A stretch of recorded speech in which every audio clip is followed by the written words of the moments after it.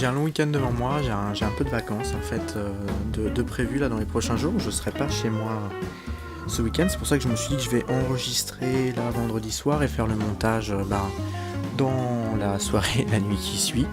Tout monter, tout uploader après sur YouTube, sur SoundCloud. Donc voilà, je me suis dit que plutôt que de sauter une semaine alors que le podcast vient à peine de commencer, c'était pas très très sérieux. On va rester professionnel, même si du coup c'est pas du tout pro. Mais voilà, je tenais juste à parler de ça. Juste pour rappel, hein, vous êtes toujours sur Passion Stand-Up, toujours Peter, pour vous parler, on va dire, de grands de ce nom, de la comédie américaine pour l'instant, en tout cas on va dire anglophone pour l'instant. Et puis on dérivera peut-être petit à petit au fur et à mesure des épisodes sur de l'humour français ou francophone. On va commencer directement par le premier comédien. Il est connu très clairement, hein, Louis C.K., de son vrai nom Louis C. Kelly. Un nom particulier, je pense que c'est pour ça d'ailleurs qu'il a choisi l'abréviation C.K., parce que ça devait être un peu trop compliqué pour certaines personnes de le prononcer. Il est né à Washington aux États-Unis, donc Washington DC, le 12 septembre 1967. Sa mère est d'origine irlandaise, son père est d'origine mexicaine, et ses parents se sont rencontrés à Mexico durant leurs études, si je ne dis pas de bêtises. Et après, ils ont migré vers les États-Unis. Donc, il est vraiment fils d'immigrants, et il va en parler assez souvent dans ses shows. Il a aussi des origines juives, donc il va se permettre de faire quelques blagues sur les juifs, notamment sur l'un de ses spéciales, j'ai plus le nom exactement, où il arrive sur scène et il fait lui-même les annonces que l'on fait habituellement, d'éteindre les portables, de ne pas prendre de photos avec des flashs, etc. Et il dit, et surtout, pas de juifs, hein. Je sais pas si on vous l'avait dit à l'entrée, mais du coup on m'a demandé de vous le rappeler, donc pas de juifs, vous monsieur par exemple, s'il vous plaît, non, sortez, vraiment. Donc voilà, il fait quelques petites vannes, voilà, on peut pas apparenter ça à de l'antisémitisme. On va toujours pas revenir sur le débat de peut-on rire de tout. Comme je vous disais, ça n'a pas lieu d'être pour l'instant. On y reviendra peut-être. Mais voilà, donc Louis C.K. Louis C.K. qui est quand même l'un des grands noms de la comédie américaine, puisqu'il fait ce métier depuis 30 ans maintenant, quasiment.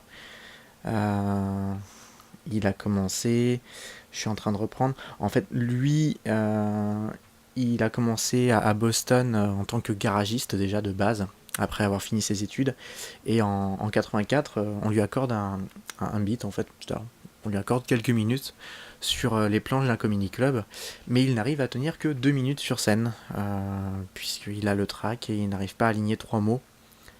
Et ça, c'est quelque chose qui est tout de même assez parlant pour beaucoup de comédiens de stand-up. Le fait de monter sur scène, d'avoir le trac, de ne pas pouvoir faire rire les gens, ou que les gens ne veuillent pas rire à vos blagues, ça aussi. Donc le fait d'avoir peur de monter sur scène, c'est quelque chose d'évidemment très parlant pour beaucoup, pour un comédien de stand-up aussi. Je pense que je ferai quelques petits hors-série sur la situation des comédiens de stand-up et leur peur et leur façon d'écrire, en reprenant certains points que Dan Gagnon, je vous en parlais, je crois dans l'épisode 1, lui-même fait un podcast d'ailleurs sur SoundCloud où il a commencé sa 3e saison là, comment écrire son 3e show surtout, où il explique quelques minutes avant de monter sur scène de quoi il va parler et surtout comment il s'est préparé et de ses peurs, et voilà, c'est vraiment un ressenti en temps réel, c'est vraiment très intéressant.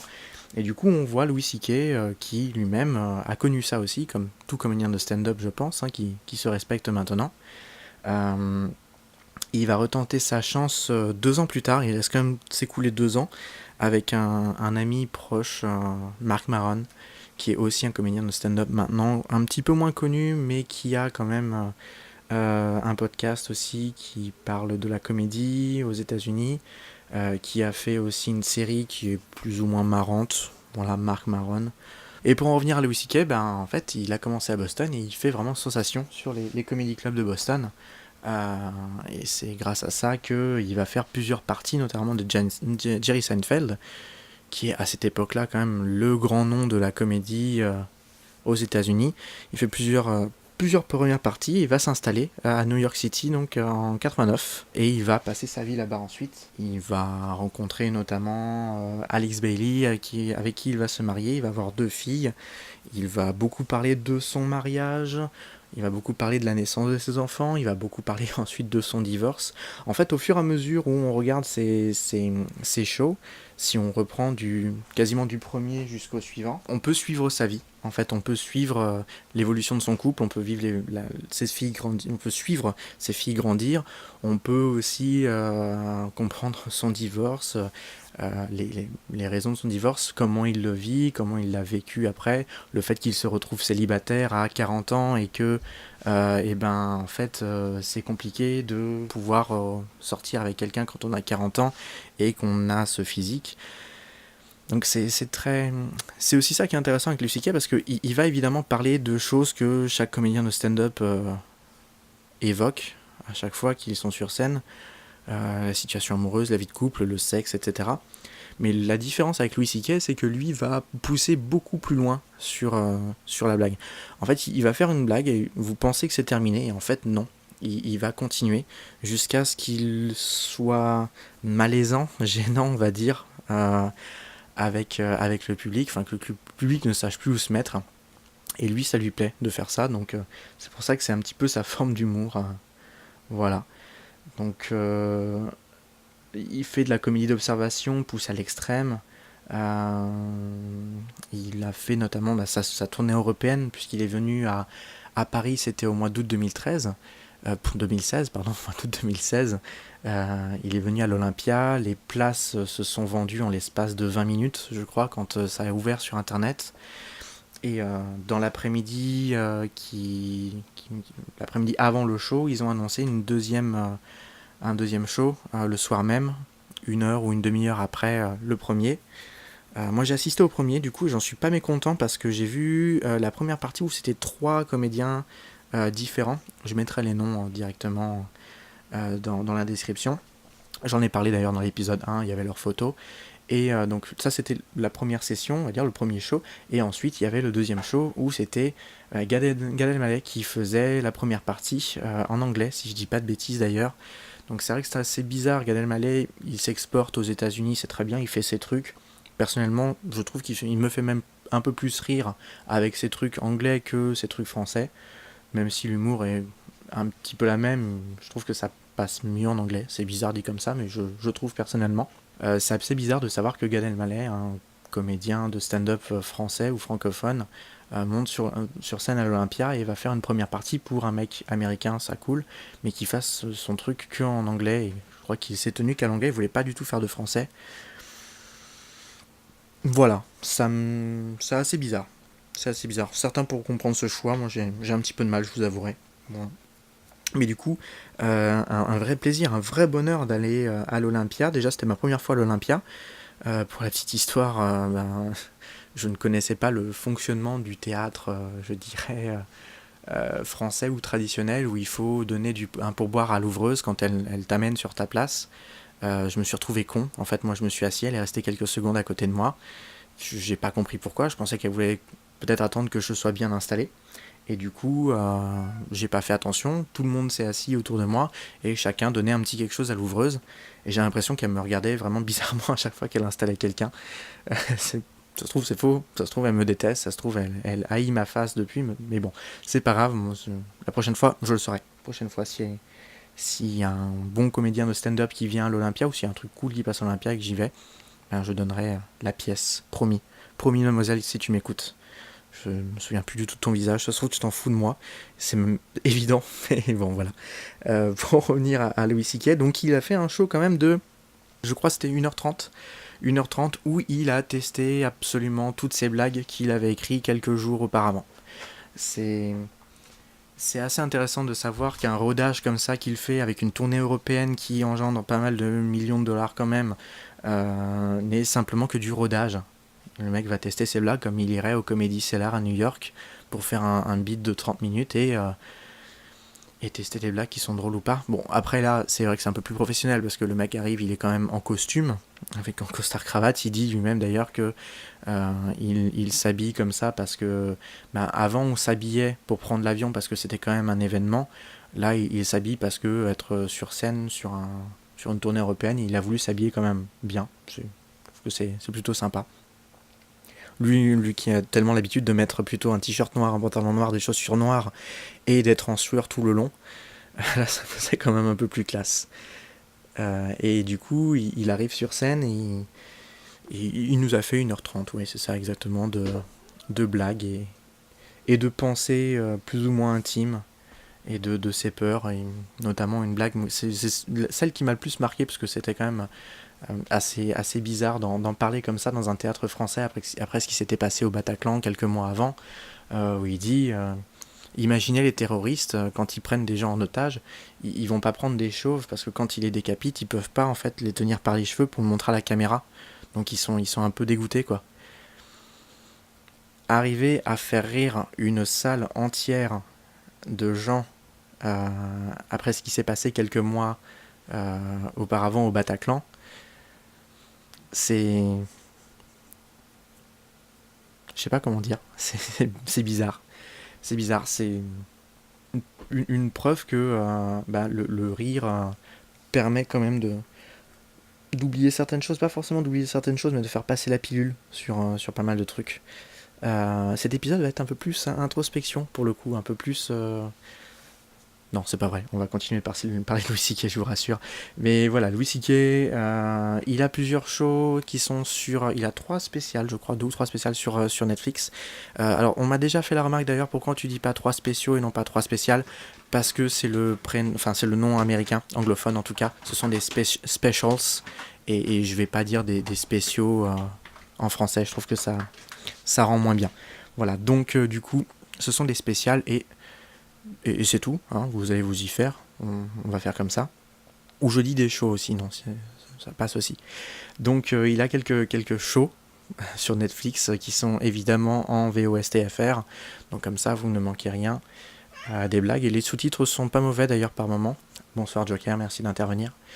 Et une approbation de Joker. Lui-même a compris les sous-titres, donc c'est pour vous dire à quel point ils sont plutôt bons.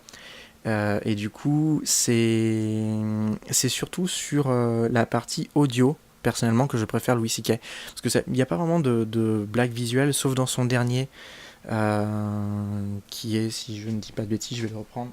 Alors, c'est pas tout à fait le dernier, c'est l'avant-dernier, sorti en 2015. Louis C.K., c'est un live at the Comedy Store.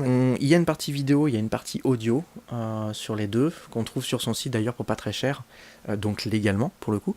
Et en fait, il y a juste une blague visuelle où il est dans un avion, et enfin, comme s'il était dans un avion du coup, et il va avoir un bébé dans les bras qui pleure. Et il y a un businessman qui est en train de lire son journal et qui va se retourner qui va se retourner face à Louis C.K. qui a le bébé en main qui est en train de pleurer et qui dit mais est-ce que vous pourriez faire quelque chose quoi? Et Louis C.K. qui va tout simplement étrangler le bébé et le présenter devant le businessman. Et la scène est assez parlante, comme si c'était une offrande. Donc c'est l'une des seules blagues visuelles je pense de Louis C.K. qui m'a marqué. Après, si vous pouvez écouter en audio, personnellement, c'est ce que je préfère. Le stand-up en audio, de toute façon, ça rend plus hommage au stand-up parce que on va plus se baser sur ce que le comédien va dire plutôt que sur ses mimiques. Après, il y en a certains d'autres où ça ne passe pas. On va avoir par exemple Kevin Hart, où c'est vrai que c'est vraiment basé sur la gestuelle, puisque c'est une pile électrique. Il est petit, puisqu'il est même plus petit que moi, qui suis pas très grand déjà. Et c'est vraiment une pile électrique où il va bouger dans tous les sens. Alors que non, Louis C.K. c'est plus posé, il va te raconter une histoire. Et sa façon d'ailleurs de raconter une histoire, il y a une vidéo qui est sortie de Nerdwriter One sur YouTube qui explique en l'espace de 7 minutes, un peu plus, comment Louis C.K. raconte une blague. Il va se baser sur une seule blague, va décortiquer chaque mot dans son contexte, etc. Et va expliquer que chaque mot est loin d'être quelque chose d'inutile. Tout ce qui est employé, c'est vraiment dans le but de faire rire. Il parle un petit peu de gestuelle aussi, pour le coup, pour cette vanne-là. Donc je vous le conseille, je mettrai le lien de toute façon, pour que vous puissiez regarder ça. C'est vraiment très très intéressant. On continue donc sur Louis C.K., puisque lui-même, dans par exemple le show que j'ai vu à l'Olympia en 2016, il a terminé par un rappel où il arrive sur scène avec vraiment un carnet dans lequel il a écrit des blagues 3 heures avant, et il va tester ses blagues. Ça se trouve, il les a jamais faites devant un public, il les a faites devant nous, et c'est quelque chose quand même d'assez marquant. En parallèle de la scène, il a écrit aussi pour pas mal de shows TV à l'époque, notamment certains late shows comme pour David Letterman ou Conan O'Brien, qui sont deux grandes figures du late show américain. Late show, je sais pas si vous voyez ce que c'est comme son nom l'indique, des émissions qui passent tard la nuit et du coup qui vont parler de politique, qui vont inviter des gens. Il va y avoir aussi des comédiens de stand-up qui vont faire leur première apparition à la télévision sur ces late shows en général. Et lui a écrit pour quelques sketchs dessus. Il a aussi remporté un Emmy Award pour le meilleur scénario pour sa participation à l'écriture du Chris Rock Show. Chris Rock qui est aussi un comédien de stand-up. Il a eu ce qu'on appelle un sketch show, c'est-à-dire une émission à la télévision où c'est 20 minutes que de sketchs de quelques minutes, en fait, qui n'ont rien à voir avec les autres, mais où Chris Rock joue un rôle à raconter des choses. Un petit peu comme Key and Peele, qui est plus récent et qui est aussi assez intéressant à regarder. On les trouve facilement sur YouTube en tout cas. Et donc son Emmy, c'était en 1999. Et il a créé 2 séries. Sa première, c'est Lucky Louie, qui n'a connu qu'une seule saison en 2006, filmée devant un public et diffusée sur HBO. Donc c'est en fait la chaîne qui va diffuser Game of Thrones, par exemple. Et en 2006, il a fait donc cette série où il joue le rôle d'un père de famille. Ça fait très très sitcom. Quand on regarde un épisode, ça fait beaucoup penser à un épisode de Big Bang Theory, How I Met Your Mother, Friends, ce genre de choses. Et on sent que c'était pas vraiment ce qu'il recherchait, parce que quelques années plus tard, il va créer sa deuxième série qui est Louis, tout court, L-O-U-I-E, diffusée sur FX cette fois-ci. 5 saisons, 61 épisodes, des tonnes de références au niveau de l'écriture, mais aussi dans la façon de filmer, toutes les péripéties de son propre personnage, parce que c'est un petit peu de l'autofiction. Un comique new-yorkais qui a récemment divorcé, qui a 2 petites filles. Il va jouer son propre rôle. En fait, ils survivent entre guillemets dans la terrible ville de New York, et il raconte comment, justement, comme ce qu'il pourrait faire sur scène, la difficulté d'aller à un date, de faire un beat sur scène, de se faire aussi, on va dire, accaparé par une spectatrice au Comedy Store à New York, au Comedy Cellar, pardon, à New York, ou comment il va lui répondre, etc. Donc un heckler, je vous rappelle, beaucoup de mots qui reviennent au fur et à mesure des épisodes. Et il y a cette partie-là qui est intéressante. Donc aller à la rencontre parents-prof pour ses filles, se faire aider par un autre pote comédien quand sa soirée sexe avec une inconnue tourne au final dans un trip à 3 raté. Je vais pas en dire plus parce que cet épisode aussi là est mythique. Et en fait, tout y passe. Il y a pas mal de guests. Il y a notamment Ricky Gervais qui joue le rôle de son médecin. Il y a John Rivers, une comédienne de stand-up aussi. Jerry Seinfeld, comédien. Chris Rock, le regretté Robin Williams qui assiste aux funérailles d'un de leurs amis en commun. Cette scène-là est troublante. Maintenant que l'on sait que Robin Williams est décédé et qu'il s'est suicidé, je me suis refait la scène récemment où c'est assez émouvant. Et puis évidemment le talent d'acteur de Robin Williams, absolument génial quoi. Et plusieurs scènes comme ça qui sont marquantes.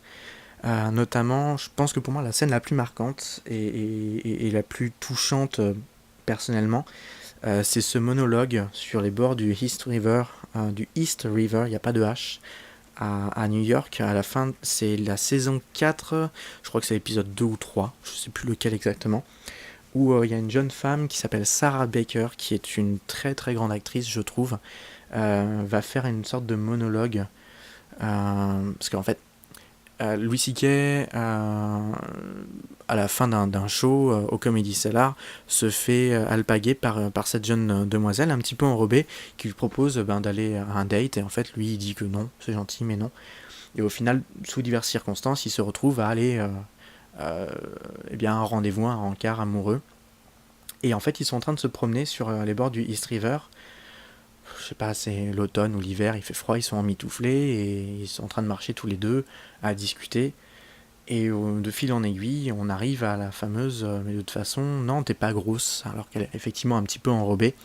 Euh, et lui, en fait, va dire ça pour être gentil, un nice guy, comme certains diraient. Et elle, c'est pas qu'elle s'énerve, c'est juste elle dit non, pas toi, je pensais pas que tu serais capable de dire des choses comme ça. Et elle va se lancer, c'est vraiment un monologue. euh, Déjà, c'est filmé en plan séquence tout du long. La scène doit durer 7-8 minutes. C'est entrecoupé par moments par Louis qui va être un petit peu, on va dire, gêné par la situation. Non pas parce qu'elle dit, mais justement parce que c'est criblant de vérité.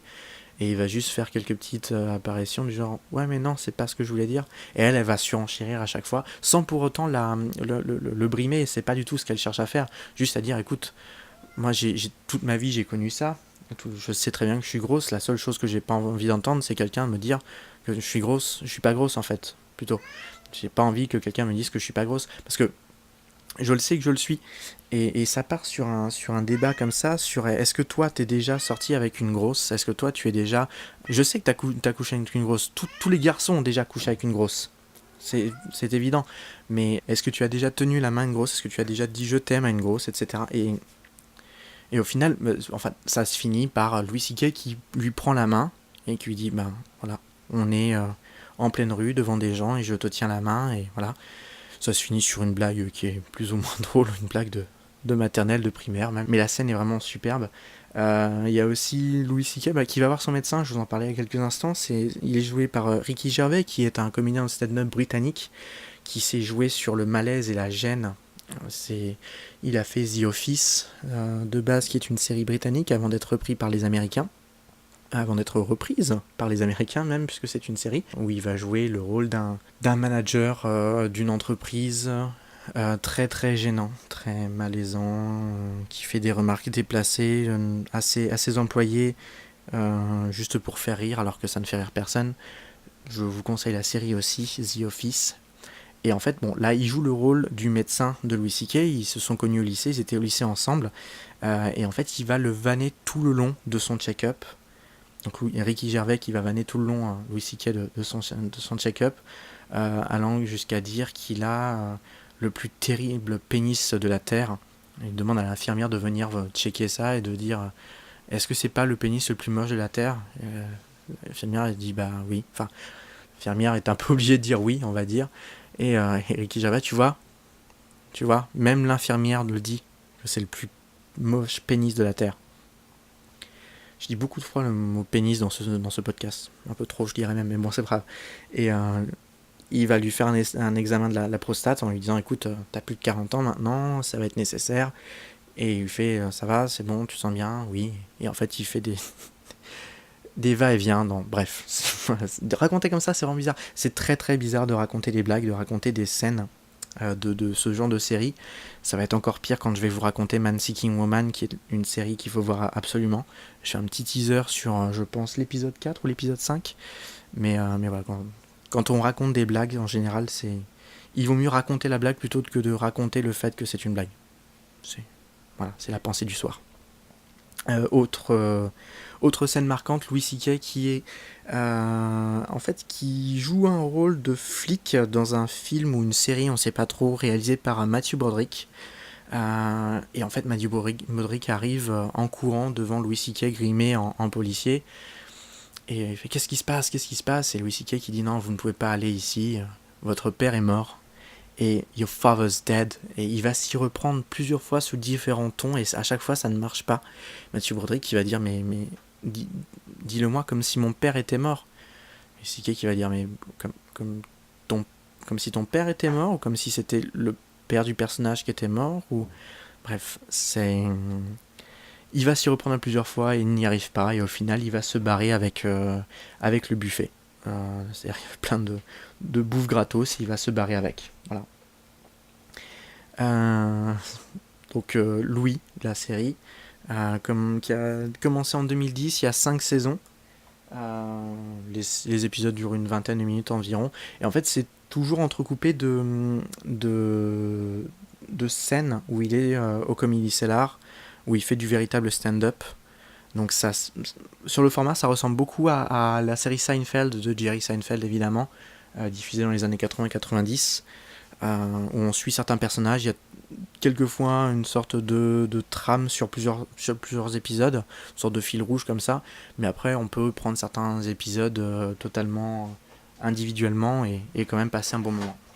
On va enchaîner avec la troisième partie. Alors, la troisième partie, c'est vraiment...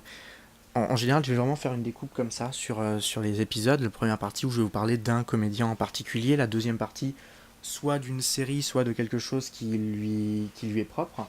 Ça peut être un bouquin qu'il a écrit, un film dans lequel il a été, une série comme Louis a fait par exemple. Ou alors ça peut être une série... en fait, la deuxième partie, ça va être surtout sur la comédie hors scène. Ça va être par exemple un bouquin, ça va être une série, ça va être un film, ça va être voilà, quelque chose qui est marrant, pas marrant, on va dire humour vache ou quoi que ce soit, ou potache ou humour facile. On va pas parler de Bienvenue chez les Ch'tis ou Qu'est-ce que j'ai fait au bon Dieu ou quoi que ce soit. On va éviter de parler de ça. On va parler de choses un peu plus, je dirais, réfléchies, recherchées. Donc ça va être la deuxième partie. La troisième partie, ça va être ce que j'ai pu voir récemment, ce que j'ai pu peut-être lire récemment aussi. Là, on peut pas faire plus récent puisque c'était hier soir. Sur Netflix, il y a le spécial qui est sorti de alors Neil Brennan, qui n'est pas si connu que ça au final. Moi personnellement, avant ce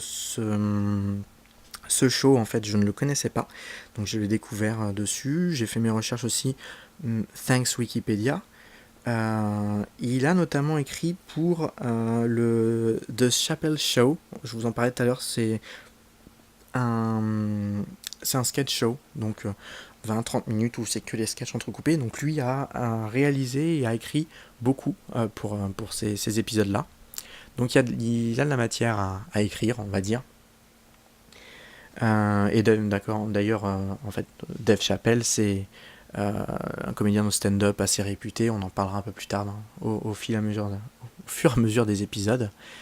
Et le principe de ce spécial qui s'appelle Free Mics, donc Free Microphone, 3 micros, c'est très simple en fait.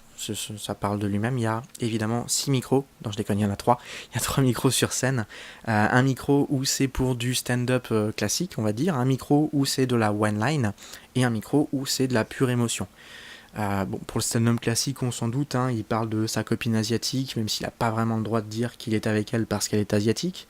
De sa notoriété, des jeunes de maintenant qui n'ont plus de relations sexuelles parce qu'ils préfèrent passer leur temps à avoir des likes ou des retweets.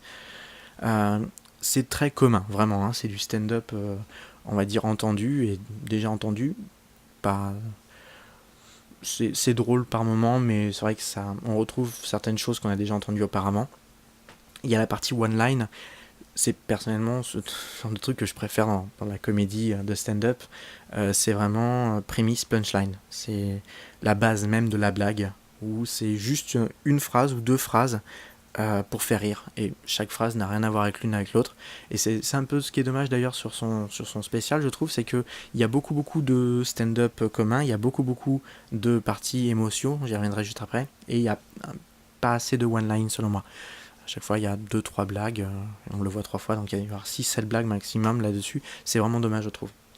Par contre, et c'est là où ça va être très très fort, c'est sur la partie émotion, donc sur le micro qui se trouve en plein milieu lorsqu'il est sur la scène, où il va raconter sa vie, sa jeunesse, le fait qu'il ait grandi parmi 9 autres frères et sœurs, sa relation compliquée avec son père qui était alcoolique et violent avec ses autres frères, le fait qu'il n'était pas sur le testament de son père quand il est décédé, que son père lui ait avoué qu'il n'a jamais aimé ses propres enfants, en fait, donc ses frères et sœurs. C'est très poignant. Je crois que c'est la partie la plus longue. Si on découpait vraiment en 3 parties son spécial, je pense que c'est ça qui prendrait le plus de temps. Et c'est pas gênant dans tous les sens du terme, parce que il va raconter des choses qui sont quand même vachement personnelles. Le fait déjà que il ait mis beaucoup de temps à avoir une relation, je dirais, saine avec son père. Le fait que c'est sur son lit de mort qu'il va essayer de renouer certains liens. C'est compliqué et en fait ce qui est le plus intéressant selon moi, c'est vraiment sa toute dernière partie, c'est les dernières minutes où il parle du fait que quand il écrit des blagues, c'est un petit peu sa façon à lui d'avoir une bulle d'air quand tout va mal et qu'il sent qu'il se noie. Et je pense que les personnes qui sont dépressives, parce qu'il le dit lui-même, hein, qu'il fait une dépression, il est sous antidépresseur, il a testé plusieurs drogues, aussi bien médicaments que vraies drogues, hein, il parle de kétamine, il parle d'une autre drogue aussi, il parle aussi de stimulants électroniques directement injectés dans le cerveau. Euh, Au final, on se rend compte que ce dont il a besoin, c'est seulement l'humour et la comédie. Rien que le fait d'écrire, en fait. D'écrire et d'avoir des idées de blagues. Et je trouve ça vraiment intéressant. Voilà. On va quand même pas partir sur une séquence émotion nous-mêmes, hein. On est quand même là pour s'amuser et apprendre des choses. Donc on va égayer un peu tout ça. Donc ça s'appelle Neil Brennan, c'est sur Netflix, c'est sorti cette semaine-là c'est sorti le 16 ou 17 janvier, un truc comme ça. C'est Neil Brennan, Three Mics, et c'est à voir. On arrive donc à la fin de ce podcast, un petit peu plus long que le précédent. J'avais dit que je m'en tiendrais à 30 minutes, je pense qu'il dépasse un peu, j'ai pas regardé la timeline. Mais évidemment, quand on parle de Louis C.K., il y a tellement de choses à dire que forcément, on en parle. Je vais même rajouter quelque chose sur Louis C.K. Je voulais le garder pour la fin justement parce que c'est quelque chose d'assez spécial.